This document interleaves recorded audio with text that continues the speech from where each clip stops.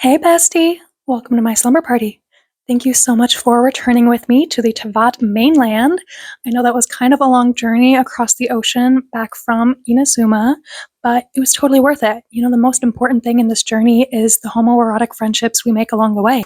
So yeah, get comfortable, grab a snack. We are now in Sumeru and styling some more characters. I do fear this may be a really long one, so we're just going to get right into it.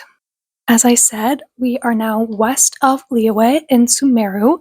This is the land of knowledge. It's the land of nature and plants and dendro, which basically means tree, so plant powers. And the release of this region was actually pretty exciting because when Genshin first came out, we had access to 6 of the elemental powers. We had characters with every single elemental vision except for dendro, so we finally got the mysterious 7th element when we got Sumeru. So yeah, that's exciting.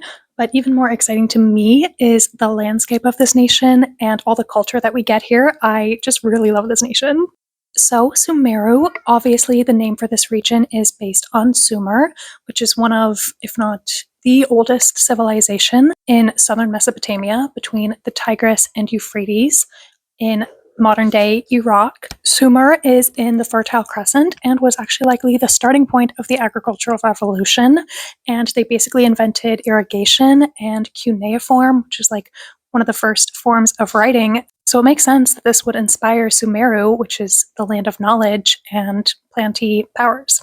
While Sumer was just this pretty specific region, Sumeru in the game obviously has a lot wider of a range of influences. It kind of spans from west of Egypt all the way to India. So it's more like the Persian Empire, also known as the Achaemenid Empire. And it's not really set in like one period of time in history, so it's not necessarily during when the Persian Empire was an empire, but that's the gist.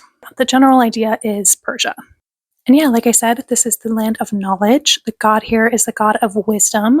And one of the most significant places here in Sumeru is the academia, which is like the library / university / major cultural institution / kind of also the government system, which I'm not going to get into in this video. But yeah, the academia is a thing here in Sumeru City, which is a whole city in a tree.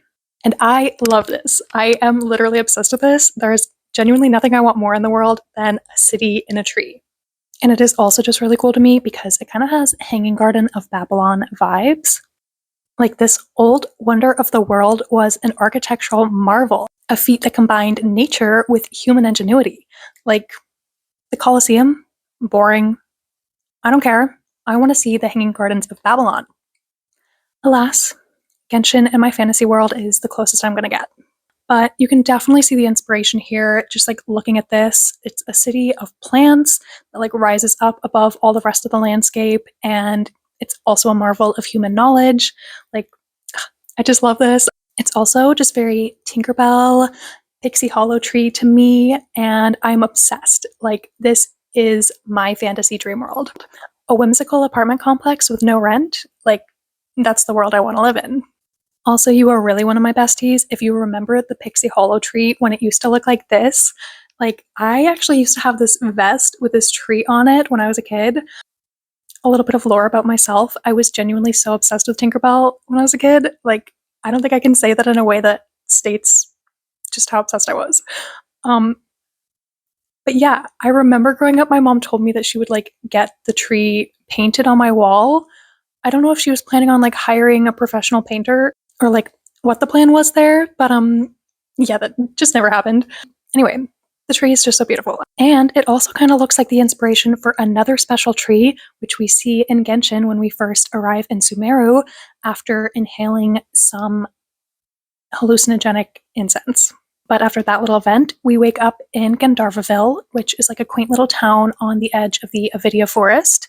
And it has like these cute houses that hang like ornaments on the tree. And these little houses looked very familiar to me. Like, who is the Barbie Mermaidia Tink and the Neverland Fairies girly on the Genshin design team? Look at these houses and tell me that they are not inspired by the Tinkerbell houses. They're the same picture. The target audience of Genshin Impact is the Tinkerbell Fairytopia obsessed girlies, period. But even more important than this revelation in Gandharvaville, we meet one of my absolute favorite characters. Yes, please do.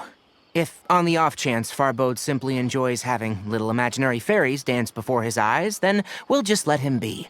But the next time he requires any of our medicine, be sure to charge him accordingly. So, how are you doing? Feeling better? Oh, this is my master, Forest Watcher Tighnari. He's chief officer over all the rangers here in Gandharvaville. So, our first girly today is Tighnari, and Tighnari is one of the girlies. He has an open invitation to my slumber party. We are both botany bitches, and I love him. I did get accepted into a botany master's program in Australia. I was gonna go, but fate was like, no, girlfriend, that's not for you. So now I am not doing that, but I do have an earth science degree, so I get him. Tighnari and I are besties. And I have lived in the same region that he is from. Kind of. No, I will not elaborate on that any further. But Tighnari, who we know and love, is based on a real-life person, Tighnari, who is from modern-day Spain, but in the Middle Ages.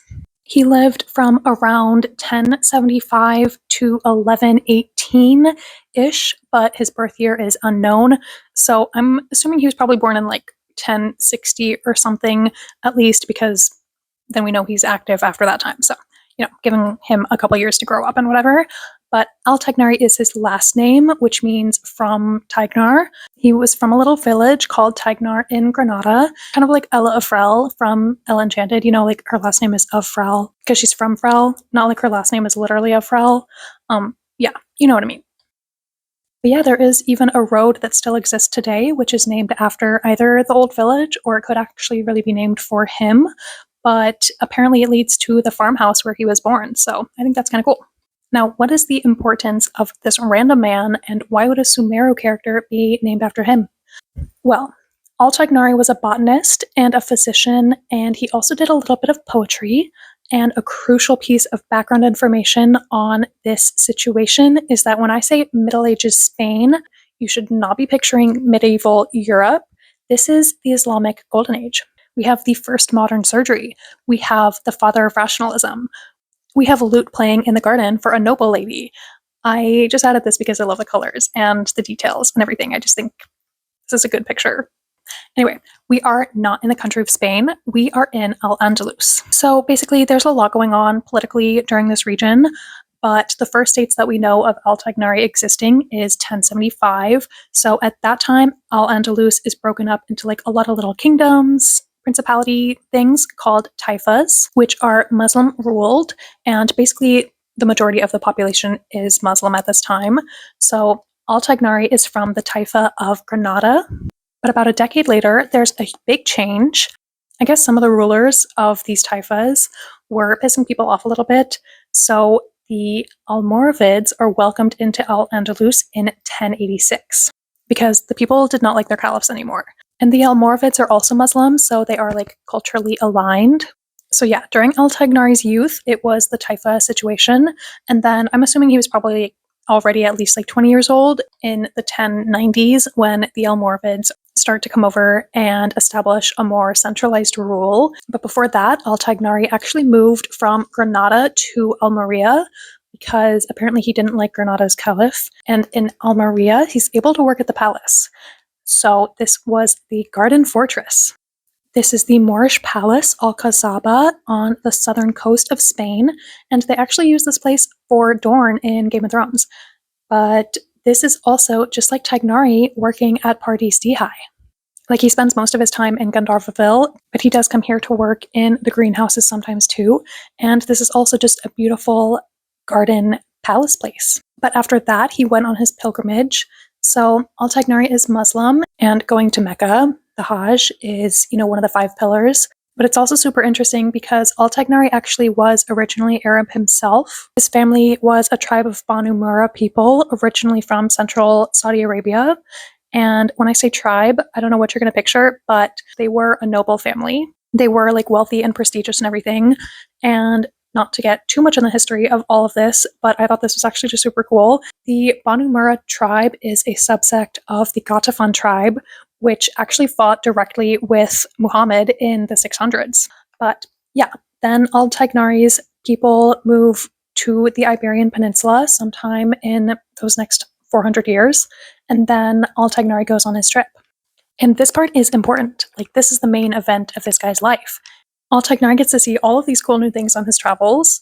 I am going to assume his trip probably took at least 2 years because Mansa Musa's pilgrimage apparently took about 2 years, and that was in the 1300s, but they were going from like pretty similar distances. So during this trip, Al Tighnari gets to go to Egypt, and like I said, he's a botanist, so he loves plants. And he remarks about how cool it is that like they have all of these huge trees that have been alive for decades, and he's literally like, "Oh my god, they have a tree that's 30 years old." And I'm like, "You haven't seen a tree that's older than 30?" And Abraham's well in Palestine, which he thought the construction of was pretty remarkable, and the cultivation of cotton in Syria really impressed him. So when he finishes his trip and he goes back to Al-Andalus, he writes this book. Written in the year 1100, Al-Tighnari's book is all about agronomy, and he dedicated it to basically the prince during that time, so he was obviously super proud of it. In English, it's called Glory of the Garden and Recreation of the Mind, but I did see a more literal translation that called it The Flower of the Garden and The Stroll of the Mines. So I kind of like that one a little bit more. And then Google Translate called it Garden Flower and Mind Walk. So I just like that one the most. But the book has a lot of chapters. And Bestie, if you were starting to zone out, Bestie, zone back in. What does this have to do with Genshin's Tighnari? I'm setting the scene. Tighnari actually gets a lot more from Al Tighnari than just his name and profession. This book actually really shows a lot of Al Tighnari's personality, and he was really sassy. He writes about a lot of agricultural experiments that actually came before his time, and then he conducts them all again to verify their success. And he also talks about a lot of other scientists in the agriculture world, and he says something like, if they don't know what they're talking about, they just shouldn't say anything at all. Which I just love. Tighnari would say that. And it also just shows like how meticulous and detailed he was. Apparently he writes in this really like terse style without any superstitions. He just gets right to the point. He was very practical and scientific, but he also talks about the virtues of caring for plants, and he wrote that agriculture is the preservation of life and the sustaining of the spirit. And he knew a lot about medicine too, so even Tighnari's personality is heavily influenced by the real man, Al Tighnari. I was really hoping that he might have some botanical drawings in the book, so I did skim through it, but there weren't any. But I did figure I could take a page from the book to just, show you anyway. This is just a random page that I grabbed, and I cannot read Arabic, so I just had a hope that it wasn't still an index page or something. But my sister was able to translate this part for me, and this is the beginning of chapter 47, all about cauliflower cultivation. And she said the words are actually pretty similar, so she originally thought it was about hemp. So I just thought that was kind of funny to add that, but it's about cauliflower. It's cute to know that Al Tighnari wrote about cauliflower because in the game, Tighnari's daughter is literally Collei. So after all of his travels, Al Tighnari comes back and he lives in Sevilla and alternates between there and Granada for the rest of his life. And he did dedicate his book to the Granada Almoravid prince, who was also his patron, so he was obviously pretty cool with the Almoravids. And this was the height of their territorial control in Spain in 1117. And then the last known year that we have for Al Tighnari is 1118, so he probably died pretty shortly after this. Al Tighnari died in Granada, and he was buried there. And now I do promise I am almost done talking about this man. But he instructed that on his tomb they write this because, like I said, he was also a poet. But now, importantly, I did Google Translate this, and this is what it said on the left here. But then I also sent it to my sister, and she translated it like this. So if you speak Arabic, does it make more sense to you to translate it going like all the way across and ignoring the fact that there's this big space in the middle, or like going down and doing one column and then go down the second column? Like, for real, please let me know and translate this for me if you can. It just sounds so beautiful and poetic, but the last line seems to be missing something in both versions, so I'm very curious. But I couldn't find a picture of his actual headstone, so, maybe it looks something like this. At least the text does look like this, so this is just for visualization. Okay, so I am basically done with the history, but now I'm going to tell you about how this man was kind of gay.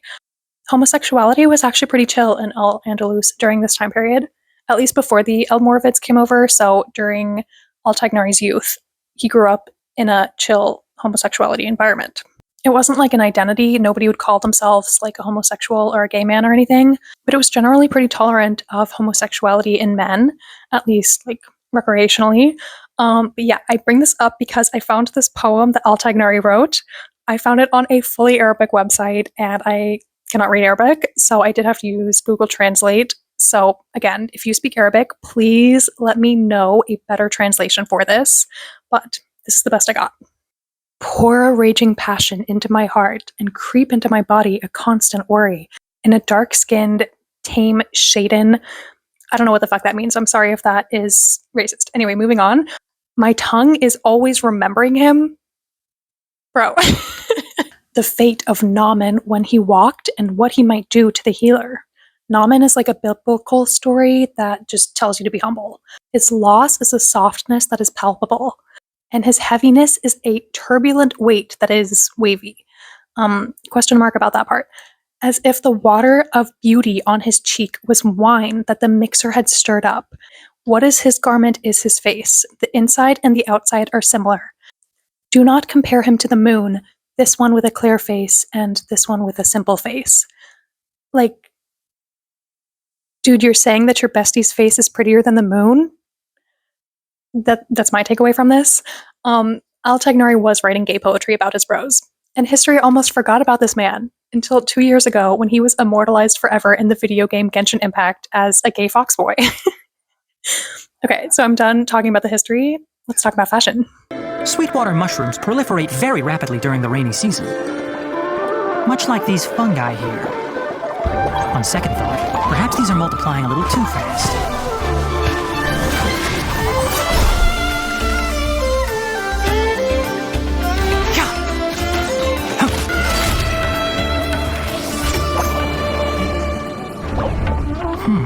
Fungi aren't typically this aggressive. I wonder what's causing it. Could it be a new genetic mutation? Or maybe it's the rain agitating them. Huh? Looks like I'll have to put my research on hold. Let's nip that in the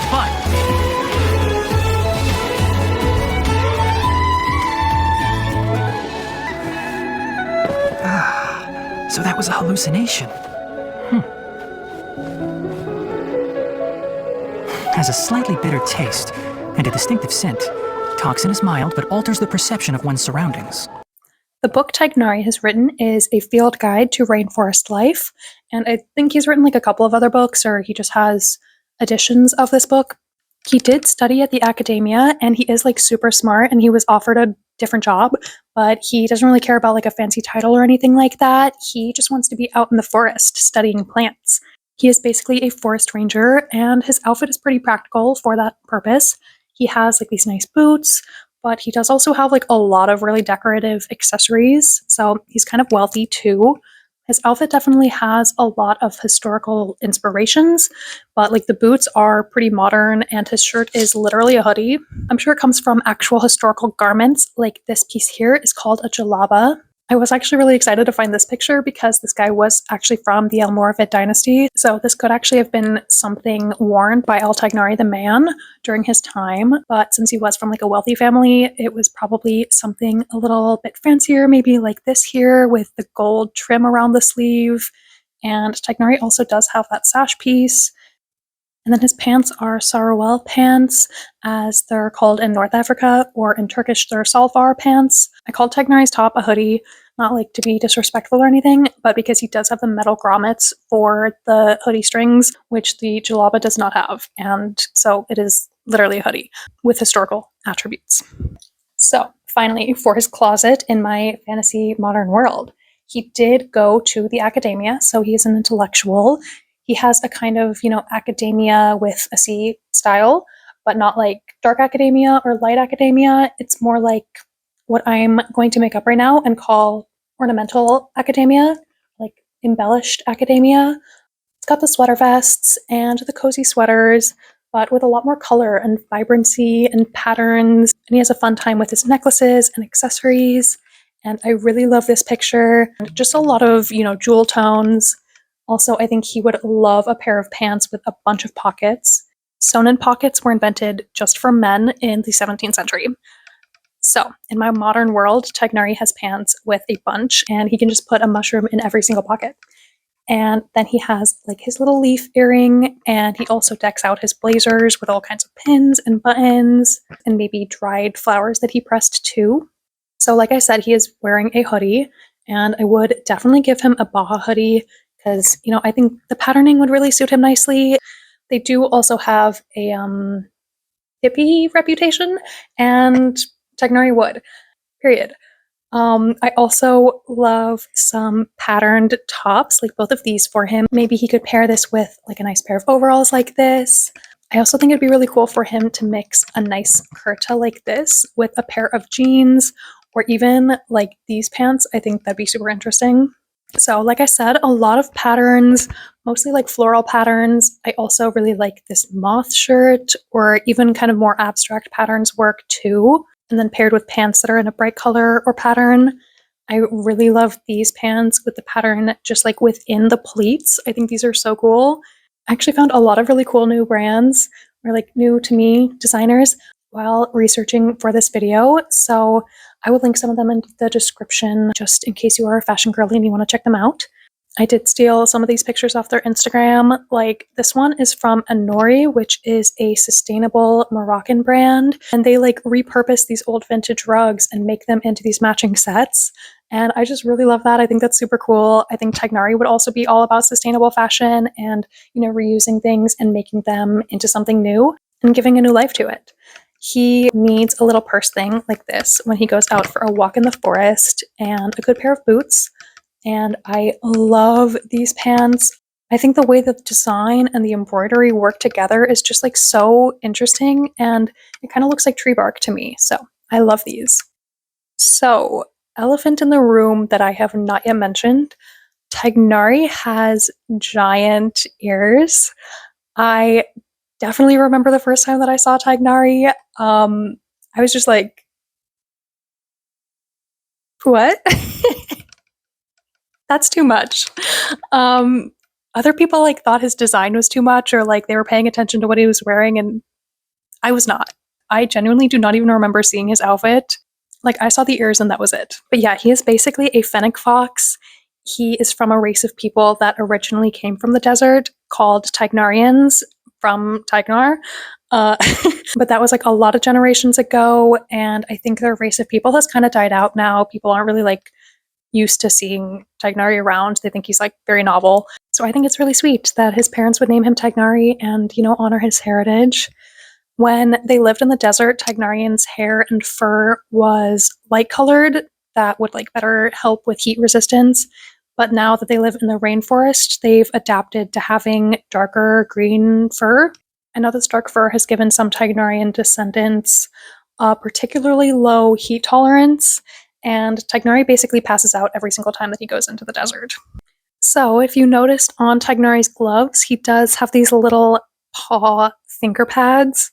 Obviously, they are, mostly just cute and give him, that extra little foxy touch. But I think they could also be practical. Maybe Tighnari just reinforced the pads of his gloves with like a thick leather, or patched up some holes that he got in them with a different colored material, and then he just continued to roll with it and finished off the rest of the fingers. Also, for gardening, some gloves have these actual padded thorn protection spots that really match up nicely with where his spots are, so maybe he's wearing gardening gloves. I really like the strap around the wrist of this one. Also, I found a Reddit discussion about the kinds of gloves to wear when foraging mushrooms, which is just like so sweet and one of the purest things that exists on Reddit. But this guy mentions wrist gaiters, and I was like, wrist gaiters? I know what gaiters are for shoes, but like, and this is what he was talking about. Now, I would call these fingerless gloves. So you learn something new every day. And his recommendation to have the leash on the gloves was actually a great idea. So I think Tighnari's glove leashes are like tucked into these giant ass wrist pieces that he has. So, like I said, fun patterns, a nice tie with some jewelry. I really love this little chest harness thing with a pouch in the front and in the back. Plenty of space for foraging mushrooms. And these boots with a little pocket on them too. And then maybe he could wear like a nice top and a sweater, but mix it with a pair of camo pants. And I love this hood thing. And again, definitely some overalls. I really love the vibrant green of this, and maybe he could pair it with a kind of muted denim like these pants and a bright pair of boots. I really like the panel of patterning on these pants too, and then these patchy ones. And I love this. I, don't think Tighnari is like really into fashion, but I think he can definitely appreciate the craftsmanship of handmade embroidery like this. So I could definitely see him wearing this. And then something like this jacket with this Degas landscape painting on it. I love this. Maybe just pair it with a comfy pair of pants and sandals if he's just having a chill day. So, one of Tighnari's materials is the Nilotpala lotus, which is based on a real blue lotus, which is not only native to Egypt, but is also the national flower of Egypt. And Tighnari's boyfriend is basically from Egypt. So, if you don't accept that they are boyfriends, I'm sorry, but your invitation to the slumber party has been revoked. Anyway, some final pieces in Tighnari's everyday closet. I think he can definitely wear a turban sometimes. I love the color of this one, and I like that the fabric of this is kind of like a sheer organza. I feel like you don't really normally see that. And then, of course, he also has his earrings still, and a tie or an ascot and a necklace paired with that. And then I really love these boots, and these pants are just so pretty and I think would really suit Tighnari, maybe paired with this kurta. And I love all of these ties for Tighnari. Maybe, Cyno bought him this mushroom one, and then he makes some stupid joke when he gives it to him, like, I bought you this tie because I think you're a fun guy, or, something. And then I actually really hate these boots, but I think the strappy rope detail around them is interesting, so I did want to add them anyway. And also these ones, again, for the pocket. Now, in the modern Genshin world, sometimes Tighnari is drawn without his big ears, and I just needed to share that human-eared Tighnari is referred to as bald Tighnari, but in my fantasy world, I am keeping the ears. One of the reasons I even started adding pajamas to these stylings was because I was waiting for this moment right now. There are a lot of Pinterest boards that have styled these Genshin characters, and I just thought this one was so funny. Like, it's not wrong. I do agree that Tighnari would wear a comfy pair of pants and an old mushroom or plant-based t-shirt, but the eye mask, giving him these Yoda eyes or whatever, I don't even know what these are, but it's just so good. It's so funny. Yeah, some comfy pants. I really love these ones with this kind of like impressionist nature looking design on them, or these handmade ones that are all made of scrap pieces, because like I said, I know Tighnari is all about reusing and repurposing things. And then a pair of comfy Birks, but I love these beautiful intricately patterned ones. And then the silly t-shirt, of course he needs that. And then I also thought this jacket thing looks, nice and cozy, but like kind of airy. So he could just wear that if he's like lounging around or whatever. And then if it's a hot summer day, I think he can definitely wear some shorts sometimes.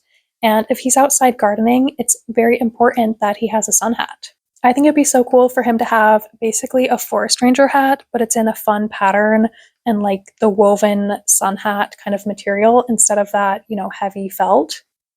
And then for a coat, I love this leather jacket that kind of reminded me of lichen growing on a log, or maybe something like this longer one with the patterned sleeves, and then a winter version of his wrist gaiters. Now for Tighnari's formal look. I think blending cultures is definitely a big part of Tighnari's style. Like, for the most part, there is not one specific country for this region. So I love the Sherwani style for the top, and then like these pants with this floral embroidery, both pieces being in a cream color, and then with gold trim around the wrist and the collar and the hemline. But for this part underneath, I actually really love this pattern with like the strip of blue and this kind of orangey red. So that just kind of peeks out underneath the Sherwani like this. And then over all of that, he has this velvety green shawl, but with the trim of it, it's actually more like this one. And then it has these green tassels all along the bottom of the shawl in the same shade of green that matches his turban. And I'm making it so that his ears do stick out from the top of the turban. And he has these pretty earrings, or I guess he just has one ear pierced. So he has one of these earrings, and how this guy's turban has this little pin on it. I love this green scarab hairpin. So there's that on the side that doesn't have the earring, so it kind of balances out. And he's wearing a lot of necklaces like these guys. And then I do actually like the brown belt that these both have, but it has like gemstones around it, like this one. And additionally, there's multiple belts. So he has this one too, that's made out of all these beautiful stones. And then this chain one with like a little piece that drapes down on one side. And Tighnari literally has a million little details. So I did want to incorporate all of them in some kind of way. So he has this like little shoulder strap thing with a 4-leaf clover medallion on each side, like one on the front side, one on the back side. And then underneath the 4-leaf clover medallion, there's this little tassel to match the strap. And then that is attached to the shawl on his shoulder with this lotus tie pin, while Tighnari's in the game is literally attached to his outfit with sheer force of will. And then on the other shoulder, he has this beautiful, large, red poppy boutonniere. And he has a cuff bracelet like this. And then he can have a pair of cream leather gloves to match it all. And then his shoes are these cream boots, but over top of the boots, it has this kind of netting situation, but it's in gold instead. And then there's a little gold tassel on the back of each boot. And if you thought I was done, I am not quite done yet. I just ran out of space. So if he's not wearing the gloves, then he can have a bunch of rings like these. Maybe a nice purple colored signet ring. And I had to give him a bag, of course. You know, what if he finds some cool specimen on the way to this party? But mostly I'm devoting this slide to the giant thing on his back. I really did try to find a real life version of this, or just like whatever the inspiration possibly might have been. And I have no idea. Like genuinely, Genshin, if you are not going to sponsor my free advertising videos for you, just let me know what the inspiration behind this was. What is this? Did you find a picture like this? Did you find a real version of something like this? Did one of your designers just totally make it up? Genuinely, please. My email is on my page. It could be anonymous, an inside scoop. Just let me know. I won't tell anybody, I promise. But I did find this medallion thing that I did think was pretty cool, and we can just pretend like it's supposed to be large. I really like the way the stems kind of leave the main circle. And when it's flipped upside down, it actually does kind of look like this. And the flowers are in the same spots as the gemstone things on his. So this is what I'm imagining. It is this giant medallion thing with the flowers on it. And then inside of the flowers, there's little gemstones. So there's an orange one and a pink and a purple one, just like this has. And now, the final touch for Tighnari's look. I saw this fan art like forever ago, and I think this is actually one of the things that really made me fall in love with Tighnari's design, because this is just so, like, it's just so beautiful. Like, I really wanted to incorporate this into a real world thing that he could have for his formal event. So I am giving him ear henna. And that is the cherry on top to finish Tighnari's formal look. The sands devour. A new life emerges. In the cycle of life and death, whatever is sown will be reaped.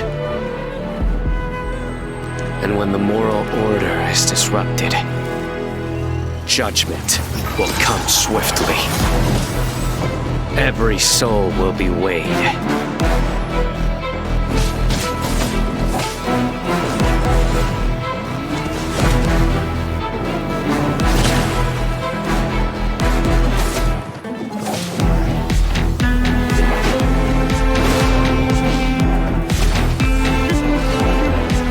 I vow to uphold the rules and punish evil.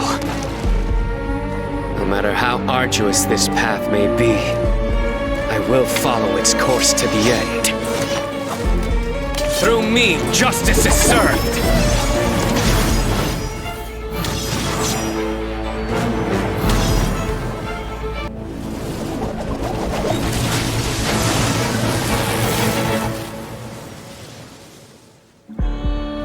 Until one day, humanity stands blameless, purged of its transgressions. Cyno. Cyno is the General Mahamatra. He has an electrovision, and he is Tighnari's husband. They met in school when they were both at the academia, and now actually Cyno works for the academia. As the General Mahamatra, he is the head of the Matra, and I actually have heard people call him a cop. Guys, he's not a cop. The Matra aren't cops. They enforce academic integrity. They aren't arresting people for stealing a loaf of bread or tear gassing students. They are going after people who lie and fake academic results and bullshit on their research articles. So I think that is a very necessary and important thing because there is legitimately too many fake academic journal publishings happening in the real world. For real, for real. But that is a different topic. Anyway, he's not a cop. He's just badass and cool. And, like, why is he kind of... Anyway. So Cyno is from the desert, which is also a really huge area in Sumeru that we got in addition to the rainforest. And it's actually really cool because the surface, a lot of it just looks like this barren desert, but then there's so many underground tunnels and just so much to explore in this region. And it started becoming very easy to get lost here. So Genshin gave us a new map with layers here. So that was cool. But yeah, he is from the desert and clearly very heavily based on ancient Egyptian lore and historical style. Cyno has this power within him that comes from Hermanubis, who was a priest and the greatest of sages due to his wisdom during the time of King Deshret. He was actually a Tighnarian and a warrior who eventually had to split up his power into these Ba fragments. And Cyno now has these Ba fragments, and he can summon the spirit of Hermanubis as his power. So basically, he is very similar to Razor, who I styled forever ago.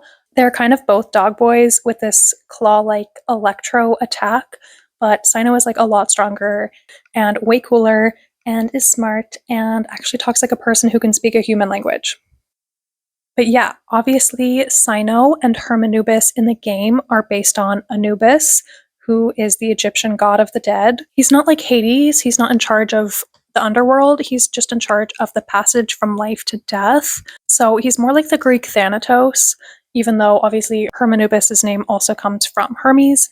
So they should have called him Thananubis or something. I'm having difficulty saying Hermanubis. I think it sounds stupid. But whatever. Anubis represented Egyptian priesthood, and he also served as an investigator of truth, and he weighed people's souls. So it makes sense that Cyno is super into justice and stuff like that. Anubis obviously has a human body, but with a jackal head. The Egyptians probably associated jackals with death because cemeteries were places where jackals would frequently roam, so they associated them with death. But yeah, I think that's pretty cool. If you're imagining what your gods look like, why make them look like they're just some guy? Give them some cool imagery or something to work with. It's time to talk about fashion again. So, obviously, like I said, Cyno is basically fully based on Egypt.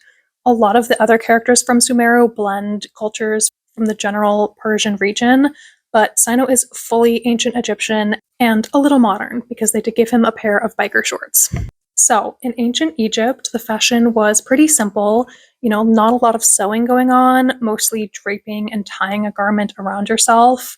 The most common garment was a loincloth called a shendit or a shanti that was made of linen. Silk and cotton didn't come into fashion until a lot later with the influence of Greece and Rome.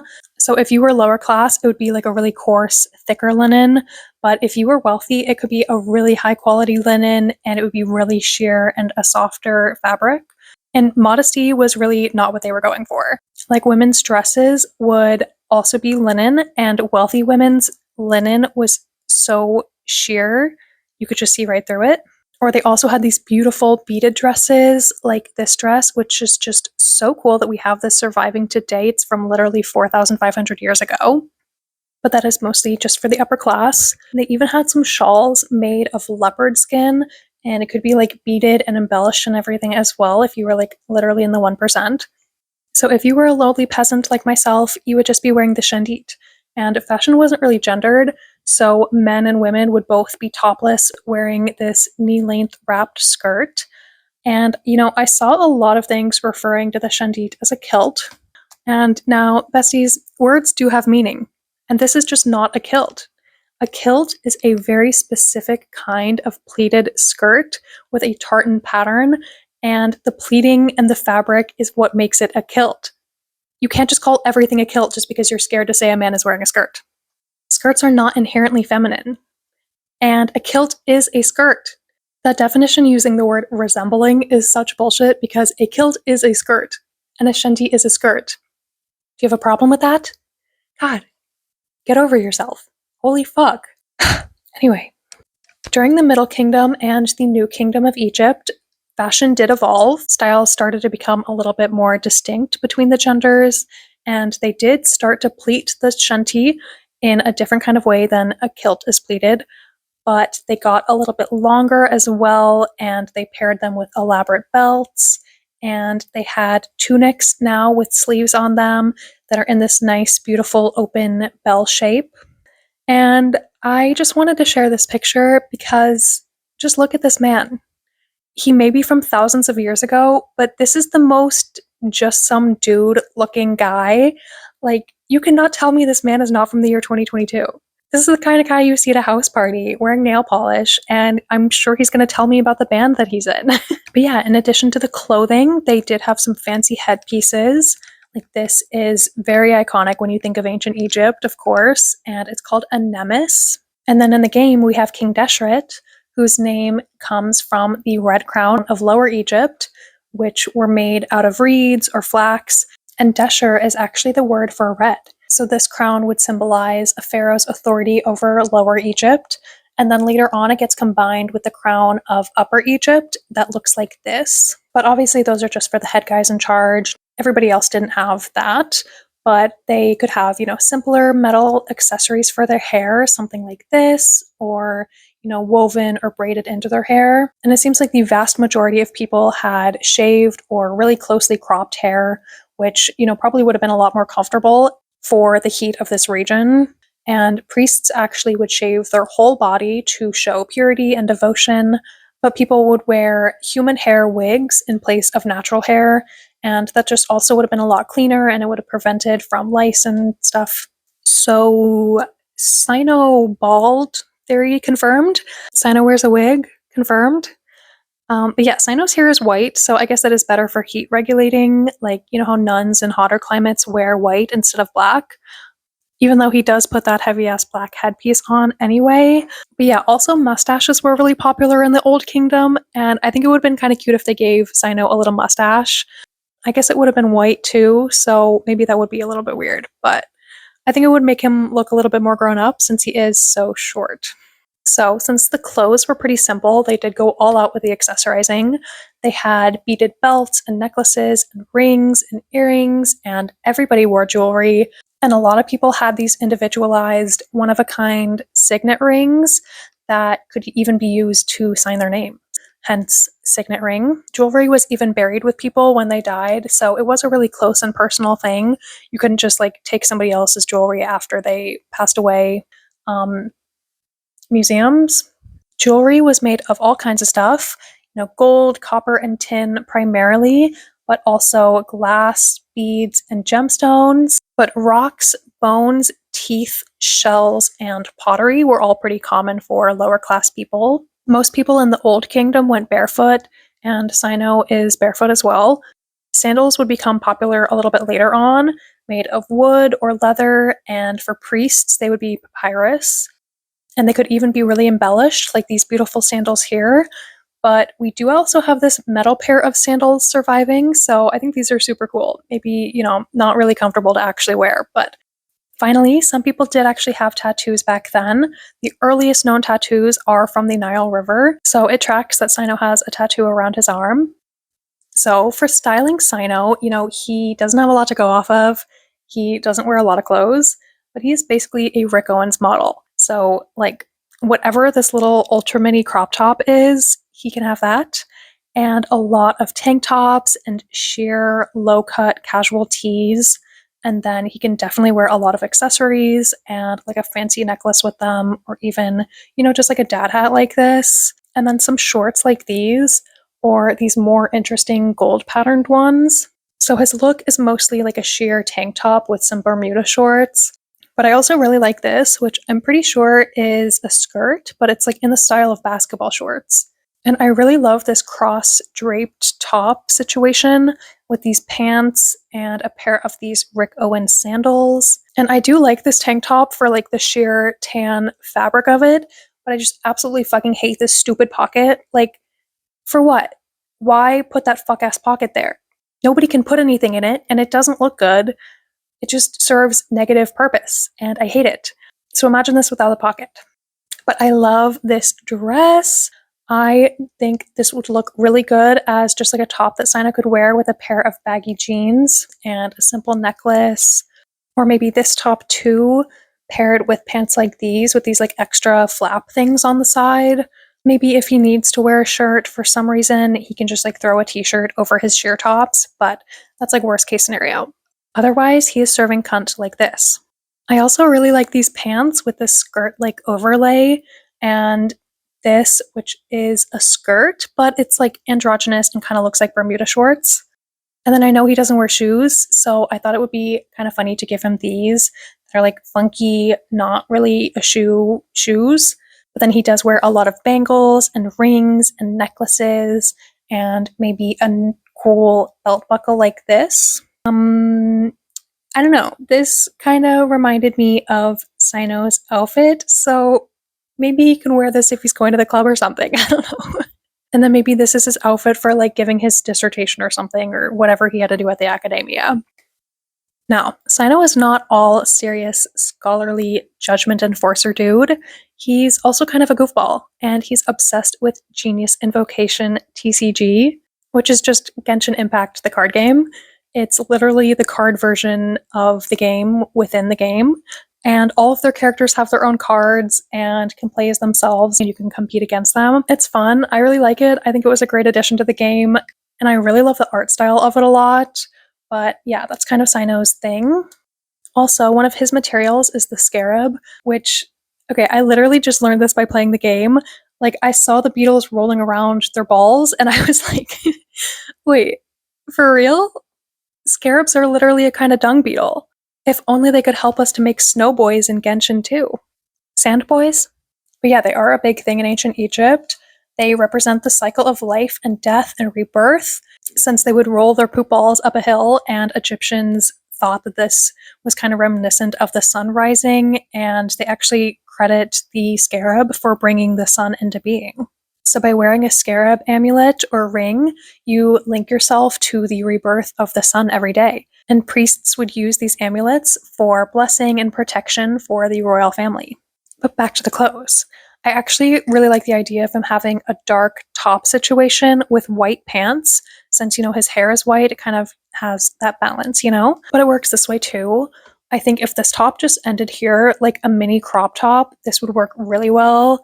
And then when he's in the desert, he needs some sun protection with like a scarf or something. And then the necklaces and bracelets and this cool pyramid ring. I really love this outfit for him, just a sheer button down and a pair of black denim shorts. And I love the grommets on the sides of these ones, and maybe he can have like a couple chains hanging from them. And then with a cuff bracelet and his sandals again, this is like his core outfit. I also really like these shorts that have this kind of folded hemline. It's kind of hard to see on the black one, so I added these ones too, but they're like folded under wrong, so it has this kind of effect that's just very like haphazardly tied, shandeet kind of vibe. And then for him to have a top that's just like super simple, no sewing needed, just like wraps over your shoulders like this is also kind of the vibe. Now, I love this top. I think this is so cool, and it's kind of perfect for Cyno. I just love the way that it's draped like this and everything. And then maybe he goes and ruins his outfits by wearing socks with his sandals like this. But I also love this top with this kind of draping and this Rick Owens situation here. Like, this is the look. Or also this beaded top situation, and both of these hooded mini crop tops.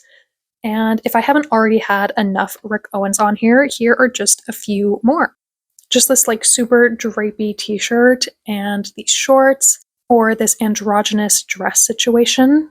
I don't know if this guy is like a Rick Owens industry plant or something, but yeah, this is just kind of Cyno's vibe. I do also like a lighter cream or tan color for him, but I think that's like fairly rare. His wardrobe is mostly black and white or with like a muted purple color like this. And then again, the necklaces and these scarab earrings, I thought these were super cool. And if he has something like this top, the latch piece of it could be something more like this situation that kind of looks like a scarab to me. I don't really know why I put this slide here. I think Paimon just looks super cute here, and I guess it was kind of funny how Cyno like puts his staff to protect the entrance of all the tents. Oh wait, yeah. Tighnari and Cyno slept together in this scene. Or they slept in the same tent together. Whatever. My one and only true love, Tighnari. Nari, Nari, Nari, Nari, Nari, Nari, Nari, Nari, Nari, Nari, I love you. So Cyno's night look is just a simple, kind of cozy linen set, but maybe he also has like this fancy robe kind of thing, where he can also just chill in a pair of his comfortable shorts with sandals and maybe an old t-shirt like this. And then he does spend a lot of time in the desert, obviously, so he doesn't really need a coat, but maybe he has something to kind of protect from the sun, or like a super comfy hoodie like this, maybe with an interesting shaped hood like this, or just like a scarf, shawl kind of situation like this.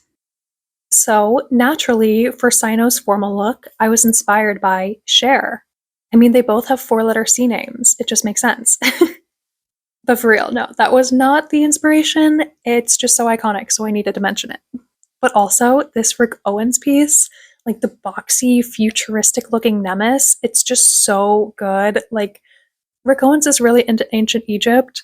The dude literally has a sarcophagus in his house. He's fucking weird, dude. I don't know. But yeah, for Cyno's formal look, this is the look. It's kind of like this, you know, topless with this thick choker necklace that goes across his shoulders, but across his chest he has this golden Hermanubis claw situation, and attached to that is this super lightweight golden fabric like this that's just on both sides behind his arms. And then the necklace collar situation has a solid metal piece in the back, so it's like more structured. And then from that is a panel of this black leather geometric cutout situation like this here. So there's the gold collar with the heavy black leather, almost train just down the back, and then the claws across his chest and the gold lightweight fabric on each side of that. And then the bottoms are a skirt like this. It just kind of sits really low on the hips with like this thick gold bejeweled belt that matches the collar. But in the center of the belt, it has this amethyst triangle detail with these gems that hang down the front of it. And then also this purple scarab on a chain hangs from the belt as well. And the skirt is like this with a nice thigh slit, and he has a gold thigh garter. And then the skirt has a gold layer on top, but it's not just like so straight cut like this one is. So the skirt is a little bit more shredded and haphazardly kind of draped like this skirt, but it's not in this shade of purple. It's in this kind of purple with a mix of this light color and going all the way to this dark lazurite shade, but it's not in an ombre. It's like just different strips of it kind of around. And then it has the gold that matches those top sleeve kind of pieces layered over top of that on the skirt. And then for the shoes, he has these black gold-toed boots, but they have a gold cuff around the top of both of them, and then on one of them it has like a chain that hangs from the gold cuff part. Now I needed to make sure you look at these boots clearly and appreciate them, because they are literally gold-toed boots. They are so perfect for Cyno, and also with a pretty significant platform just to, you know, help Cyno out because he is a short king. Now I ran out of space again, so I'm not done yet. But he has his silver hair with a bunch of braids throughout it like this, and with little gold charms braided into it. And then he has like this sharp, intense black eyeliner. And he has a bunch of rings and some gold cuffs. And I love this one with the green scarab that kind of matches Tighnari's look. I have a very close relationship with Tighnari. And instead of doing anything with his nails, he has nail jewelry. And then some earrings like these scarabs I think are super cool. And finally, he has his headpiece, which, I don't think he's going to wear the whole night, but I thought this was super cool, so I wanted to add this. So it's basically like this, and then it has these black leather strips that kind of trail down around it in that same geometric kind of cutout situation that matches the piece at the back of the collar thing. And that is Cyno's formal look. So that's the boys. Now, on to our last character for today, their daughter. Trainee Forest Ranger Collei reporting for duty. I will ensure your safe passage through this forest. I think I finally got that line down. I didn't get any of it wrong, did I? Even if it's a life or death situation, I'll never need to rely on their power again.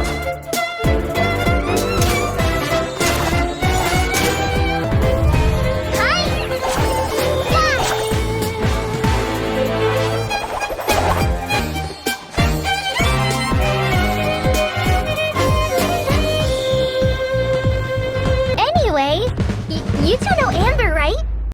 So Collei is Tighnari's pupil. She's a forest ranger in training, and she lives with him in Gandharvaville. They both have dendrovisions, and she is also an archer just like him. And she's the first playable dendro character that we get. Collei is very sweet, and she's still really young. She's just kind of trying to find herself. She has a really similar personality to Sucrose, and they actually got to meet each other in one of the playable events when Collei goes to Mondstadt with Tighnari and Cyno. Collei actually had already been to Mondstadt before that, though, and there she met Amber, and they became pretty good friends. So Genshin actually does have this very short-lived manga that came out even before the game started, and it covers the backstories of a couple of characters, a little bit of Kaya and Diluc, but it mostly covers Collei's backstory, which is actually really interesting because it took years for us to be able to meet her in the game. So it's interesting to know that they had already planned her out years before the game even started. But yeah, Collei is just so sweet and pure and way too good for this world, and she has literally like the most tragic backstory. So Collei has this disease called Elazar, which is basically just like the rock disease from Game of Thrones, Grayscale. And it's probably just going to be a real chronic disease in like 10 years when microplastics start calcifying on the outside of her skin or something. But yeah, it sucks. And there's like parts of the forest that are decomposing due to the withering. And yeah, so Collei has this disease and she's going to end up dying from it. So what are her parents supposed to do? They have to go and find her a cure. So they hear about this guy who says that he can cure kids who have Elazar. So they give Collei to him. But this guy is the doctor, Il Dottore, and he sucks. He's literally the worst, like absolutely not even funny bad, genuinely terrible, absolute worst villain ever. We all hate him. All my besties hate him, period. The creep takes Collei and he experiments on her because he doesn't actually have a cure for Elazar. He's just trying to develop one, or he's probably even lying about that too. It was actually some other creepy minion dude that mostly did the experiments on her, but he doesn't really matter in the game, so I'm blaming it all on Dottore. And he injects her with these god remains. Like, you know how I said there's that place in Inazuma that if you go there, it will kill you because it's just so toxic? So he basically injects her with those toxins right into her bloodstream. Somehow that doesn't kill her, and somehow she ends up getting away from Dottore, and she ends up in Mondstadt. And now in Mondstadt, Collei is just this traumatized child on the run, in hiding, and she has these powerful god remains inside of her, and she actually ends up blowing up a carriage. But Amber finds her and tries to help her, and then they bond, and it's really sweet and everything, and they defeat that creep minion who was experimenting on her. And with Cyno's help, they're able to seal away the power of those god remains. Like, they are still inside of her, but they're contained now, so they can't hurt her. And Cyno brings Collei back with him to Sumeru so she can get an education and be adopted by her two loving dads. So now Collei is in Sumeru, and she has a family and people who love and care for her, and Tighnari is teaching her how to read, and she's learning all about the forest, and then she even gets a vision for herself. But when we meet her, she does still have Elazar, so she's just a little clumsy. So Collei's closet is kind of whimsical, boyish cottagecore. a lot of comfy sweaters and earth tones. I think she would definitely agree with Tighnari about reusing old things, and she would love thrifting. She would love a jacket with mix match buttons too. And maybe she's teaching herself how to crochet. It'll give her a good way to practice like dexterity in her hands and everything. And I just really love this sweater with the mossy bits. And I really love this dress for her as well.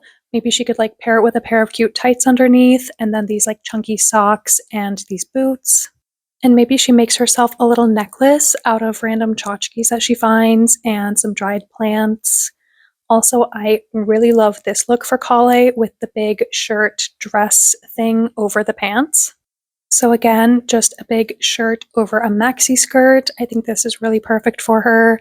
And the big landscape design sweater, this is just so beautiful. I also think a little bit of a corset situation works for her for like a nice occasion. It's her Sunday best. And this dress is just super, super cute. But I do think brown works better for her since her hair is green. It's like, the green characters always have brown hair, like Sailor Jupiter. So hers is just kind of the inverse of that. And I also love these old granny style vests. I think this top is super cute too. And then maybe she can pair it with these nice brown pants. Maybe if it was like actually yellow or gold, I think the colors might suit her a little bit better, but I think it would still be super cute.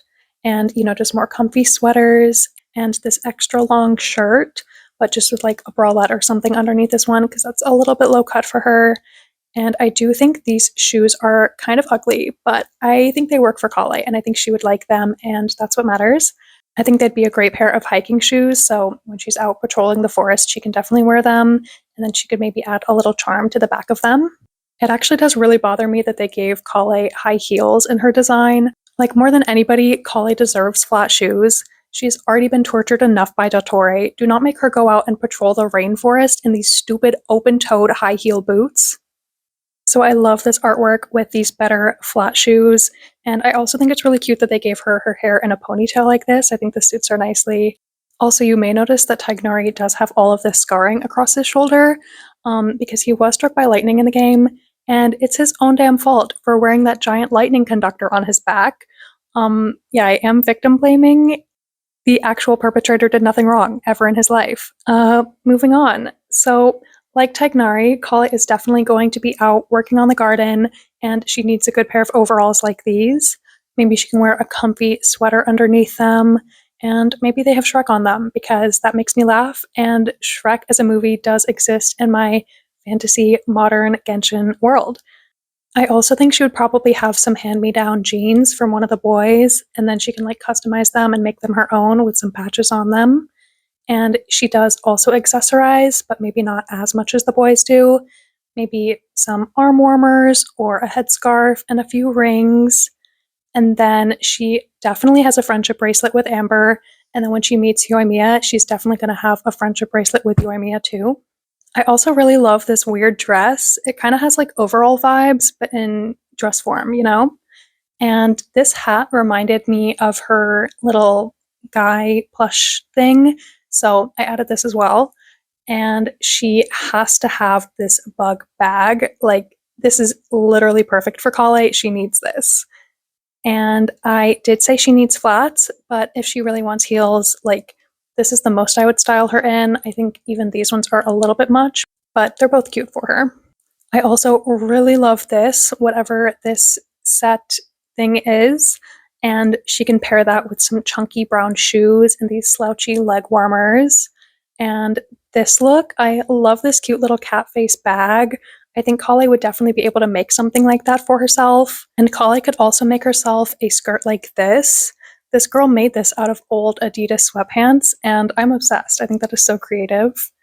Also, this cute butterfly top with the flowy sleeves and, some more overalls. And this dress, which also kind of has overall vibes to me. And then she can add some charms to the laces of all of her shoes. And just a few final looks for Collei's everyday wardrobe. Definitely a funky mushroom top with these brown pants that I love this extra skirt part that they have. And just a pair of sneakers, or this little set that maybe she could get on a girl's day out shopping with Amber.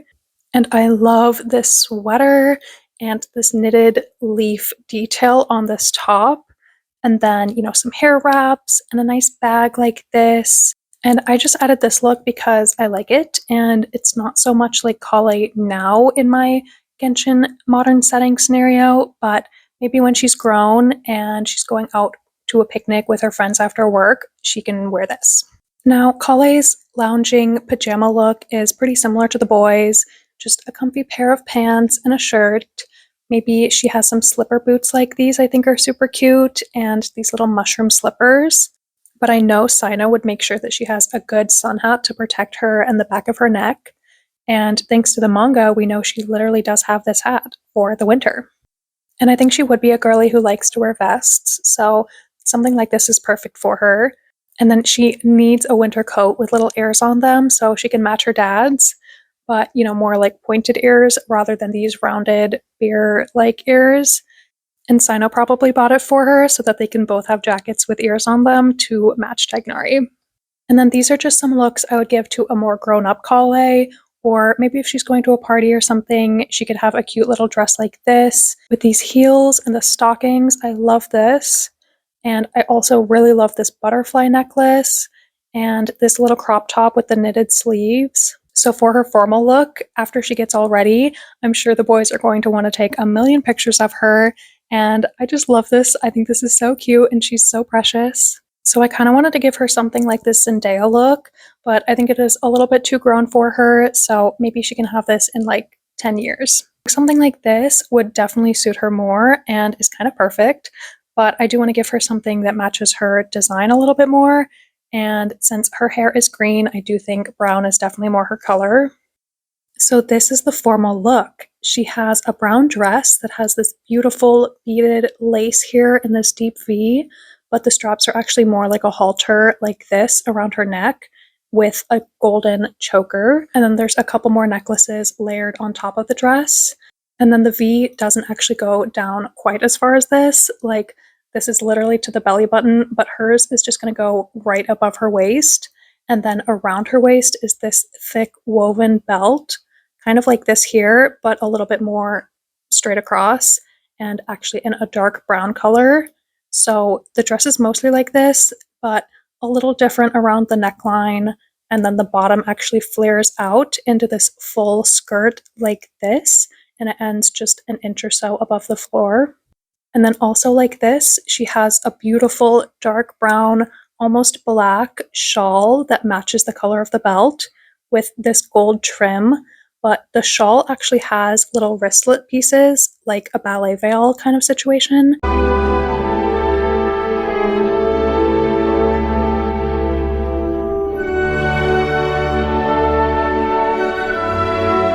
So around her wrists, there's this pretty golden scalloped edge, and then they have like little leaves and flowers around the wrists as well.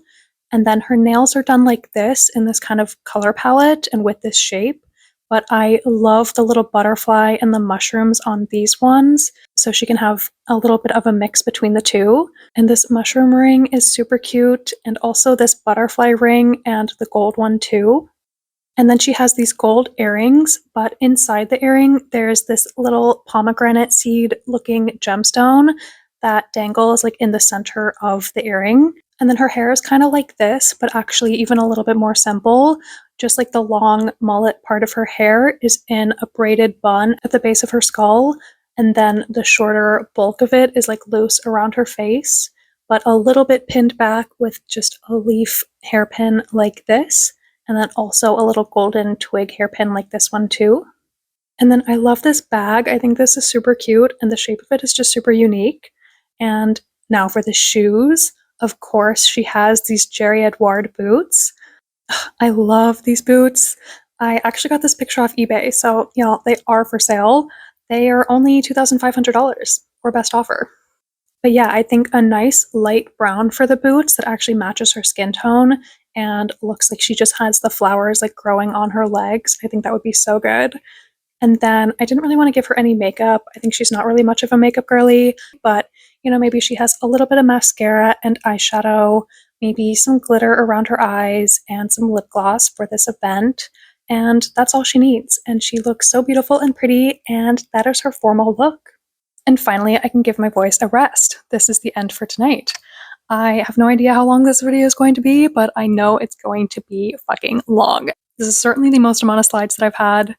So if it's not over an hour, I have no idea how that happened, but I did get really into researching for this video. Tighnari was a lot more interesting than I thought he was going to be, so I am really surprised. My longest video right now is still my Xianyun video. Like, I don't know how that happened. But yeah, that is it. Like the video, subscribe, and let's not stay awake until the scarabs raise the sun in the morning. Sweet dreams.